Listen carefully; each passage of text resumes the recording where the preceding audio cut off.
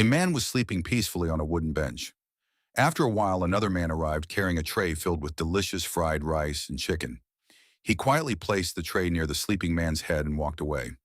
As the aroma of the food spread through the air, the sleeping man could smell it even in his sleep. He kept sniffing the delicious scent for a few moments before finally waking up. When he opened his eyes, he was surprised to see a tray of food right beside him. Confused, he looked around, wondering who had left it there. Seeing no one nearby, he started eating the rice. However, he kept looking around nervously, afraid that the owner might suddenly return. Nearby, another man was asleep on a chair. To avoid getting caught, the thief grabbed handfuls of rice and smeared some on the sleeping man's lips. He also dropped a few grains on his clothes before quietly leaving. A little later, the owner of the tray returned.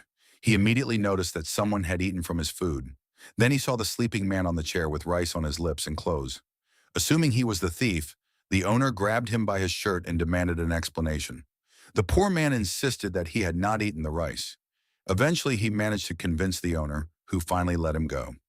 Later, the owner walked around the building and spotted the real thief sitting on a chair, happily eating rice. The thief pretended to be hungry and asked for food, but then quickly finished the rice in his hands. After that, he led the owner back toward the tray. Once again, the thief picked up the tray and repeated the same trick.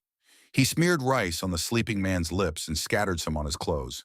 Then he returned to the other side of the building and continued eating. He even shared a little rice with the owner to distract him. But this time, the sleeping man woke up and came over.